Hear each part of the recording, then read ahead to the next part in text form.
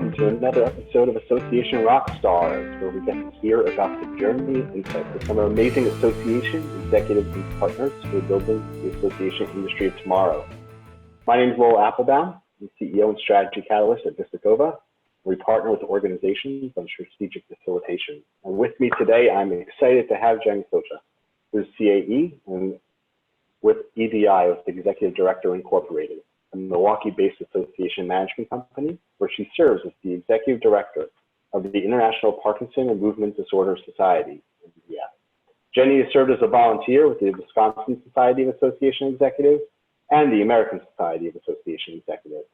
She's participated in the ASAE NextGen program, served as a panelist at ASAE, the ASAE Foundation, the WSAE programs, serves on their education committee. So today's going to be a piece of cake. Jennie, we're really happy to have you. So we'd like to start with a question that has a little bit of fun to it. Rock stars, of course, are rock stars because they do some pretty amazing things. We know that everyone we have conversations with in our lives have skill sets, have aptitude where they excel. And so we frame that as superpowers. So Jennie, what's one of your superpowers? Well, trying to think about this a little bit, and I think one of the things that's really I'd consider a superpower is building trust. Being able to build trust with, an association management company, the partners of the company, with the association itself, with the board of directors, and then with the staff. I think that's really an area that I've excelled at and has helped me kind of advance my career. I actually have a two-part answer to this, though. I think the other one, I was listening to Hamilton the other day, and there's that song where Aaron Burr tells Hamilton to talk less, smile more, and don't let them know what you're against or what you're for. And that's terrible advice in most situations, I think, except for associations. I think as a leader of an association, there's a lot of times that you're just nodding and smiling, and you're kind of hiding, maybe, or masking what you're actually currently thinking about, and just trying to think, how can I do this for them? How can I make that happen? And they're not going to know, if I think it's a great idea or a bad idea, but I'm going to make it work. And so I think that's kind of making it work and getting in there and just smiling and nodding while doing it. Well, within there isn't just a keeping of your opinion in, but it's some semblance of being a master listener, right? Of being able to hear it all. I mean, how do you approach listening to multitudes of voices in leadership? I think it's learning to take in those opinions and not get emotional about it. I think it is really just letting those opinions come in and making sure that you kind of sit back and hear all the sides of it, all the sides of the story. As a supervisor, there's always two sides. Within a board meeting, there's usually 10 sides, and there's been 2 conversations outside that have happened before that. And so it's really just, it's knowing that you may have the whole story, you may not have the whole story, and trying to put those puzzle pieces together to figure that out. I like the idea of putting the puzzle pieces together. Every conversation is another piece of the puzzle. Yeah. So on your own journey, I mean, when did you realize that you didn't just want to work with associations, but this was actually your professional home, that you had found a fit? Actually, Lowell, you were a part of that. When I had the chance, and so did you, to attend the first NextGen session that ASAE held. And I will say that was probably the turning point in my career, that I realized that it wasn't just, a job, that it could be a career. And I think Shelley Alcorn really kind of drilled that in and really, encouraged me to take that to my next step, and really did some coaching of how that happens and why that's important. I know going into that, I did not think a CAE was something that I'd ever get or needed or would want. I left that, and that started that path of studying and earning my CAE as well. So I think that was really coming together with all those bright minds and having a chance to talk about it and realize other people were actually passionate about it. I don't think I had realized the passion before that. Shelley has continued to do it each year, and I think that there are every generation of NextGen would say the same thing in some way about her as an inspirational figure. Outside of the opportunity of a national program like NextGen is, have you found either locally or elsewhere those same sorts of places of connection, of inspiration about this field that's guided you on your journey? Yeah, WSAE, so the Wisconsin Society of Association Executives, has been a great place.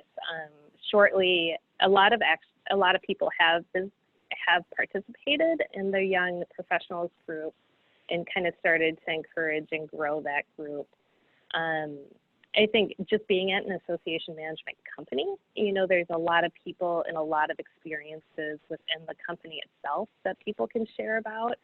And so I think that's something that's really kind of encouraged, and you can see the different avenues and the different roads that people take on their journeys, and especially at an association management company, you can do all those journeys within the same company, which isn't always the case. So I think that's the unique as you think about the journey, right? You get to have an association management company. So many of our colleagues find in their own lives that their journey takes different paths along the way. As you think about the association landscape, anything that excites you about what's potential for tomorrow for the association world? Yeah, I think we're probably all thinking about that right now. Yeah. I actually think the associations are uniquely positioned right now to excel. Now is the point that we need community and that we need networking, and that's where associations have already come into that space. And that's really why people are a part of that. And so I think I'm actually expecting that other companies are going to be looking more towards associations. I've even seen more universities looking at associations. We focus on medical and scientific, and I've seen associations step up and fill that hole and that gap of education when the university hadn't been able to do it when they first shut down. And so I think that associations have this unique niche right now and are hopefully going to be able to capitalize on this networking, on this bringing people together, and even in a virtual world. But I think it's going to also encourage that in-person networking in the long run too. Will be interesting to see how the virtual and the in-person, or the hybrid, whatever that looks like, comes about. Do you think that, those in the world, other colleagues, executives, partners, in a world that's going to need associations more than ever, like what do you think people should be developing as experience or skill sets to be well suited there? Flexibility. Flexibility is probably the key, right? Yeah. No, I think the flexibility and the adaptability is built in associations. Obviously, your board changes, it rolls over, and so you're constantly changing and having to kind of switch course, or a big funder could leave, or a new product could come out, and you're having to respond to all of those. And so I think there are a lot of opportunities to really kind of go in those different ways, and you have to be open to it. I find people really struggle when they are only black and white and they can't be in that gray. And I think, that skill set of staying in the gray and being able to navigate that. Have you found a lot of your opportunities or growth have found from operating in that gray? Have I personally? Yeah, that's the flexibility, right? Yeah, no, I definitely think that's part of it, because I think you're able to switch, midstream, and I think that is the main area of growth of this field, is being able to be flexible and to switch. And again, if you only see it one way or the other, a lot of times it's the board that's driving that. It's not always you. And so it's going to be a frustrating life, I think, if you don't learn to live in that gray. Think about, either within the association space or without, any examples of leadership that have sort of been models for you or mentors for you along the way that you've looked to learn from or to be inspired from? Yeah, with ASAE, I've really been impressed with their foundation research, and so Mark Engel especially, I've really enjoyed his work on governance and, you know, learning about the research that has gone into that. And I think that how, especially kind of that building the next board and the nominating committees, I have found that to be really useful and has opened up, you know, a lot of discussion within my own group. Obviously, Kay Whalen, who is the president here at EDI, you know, she's really talked about helping societies realize their vision. And I think that's something that we do every day. And like really how can we help them do what they want to do? And another thing that she always says is doing good for great organizations. And I think that's something that is kind of a keystone of what we do and has been a good guiding light for me in my career. Well, I like the idea of people as guiding lights. It sounds like the questions that you ask may be guiding as well. Yeah. What do you, I mean, when you work with so many different, especially medical professionals, you work with obviously a range of different members and leaders. How do you approach getting people to open up? Like, how do you get them to talk to you personally? So, okay. Can you repeat that last Yeah. piece? How do you get people to talk to you? I mean, you talked about like listening. Oh. How do you get them to open up? I think asking questions. You know, I think a lot of people obviously like to talk, and that's not necessarily a bad thing. And maybe sometimes more in the medical field. So I think, you know, a lot of times if you ask them about themselves, the research they're doing, the patients that they're seeing, that is a good starting point. And it helps you, especially in association, learn why you're here, you know, what the work that you're doing on the larger scale. And so I think, I think just being interested and just engaging and probably trying not to talk so much yourself. I like the being interested, right? And so that you're engaged in listening. I've worked with a number of medical associations, but I found actually listening then to science organizations and engineering organizations that has actually helped me, right? Bring back with it because they each have such different nuance. Yeah. And help you really connect with members and volunteers better. Within the spaces, you think about your own journey into the future. I mean, do you think about 10, 20 years in the future? Where do you want to go? What's going to get you there? Well, I have a boat right out there on the lake. No. That works. That's a good thing to have. No.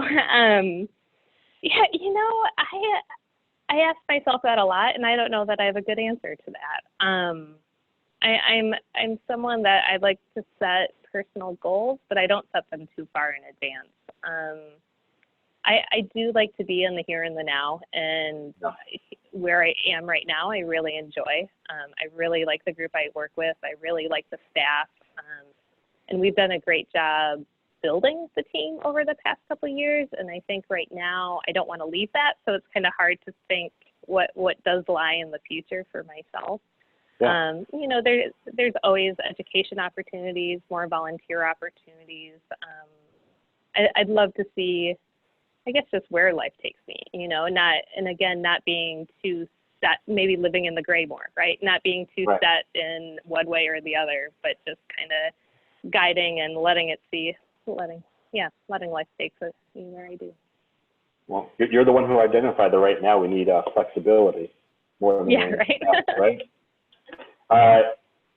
Any good examples or stories or narratives about how you've had to employ flexibility in this crazy time to succeed?